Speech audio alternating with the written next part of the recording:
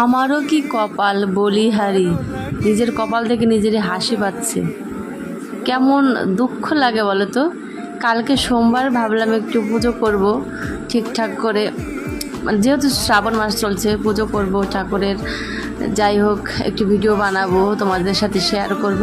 তো কালকে বড়মশাই করেছে, এর আগের সোমবারে বড়মশাই আমার ফোনটা নিয়ে গেছিলো আর ওর ফোনটা রেখে গেছিলো, ওই জন্য আমি ভিডিও আপলোড দিতে পারিনি। আজকে আবার কী হয়েছে, আজকে সকালে দেখলাম ওয়াইফাই আছে, 9টা-10টার দিকে দেখছি এখন ওয়াইফাই নেই, বাড়িতেও কেউ নেই, তাই ওয়াইফাইটা কে ঠিক করবে। তো যাই হোক, কাকা পরে আসলো বাড়িতে, এসে এইমাত্র এখন দেখলাম যে ওয়াইফাই ঠিক হয়ে গেছে। তো এই হচ্ছে আমার কপালের অবস্থা, যেইটা ভাবি কখনো কোনো দিনও সেটা আমি করতে পারি না।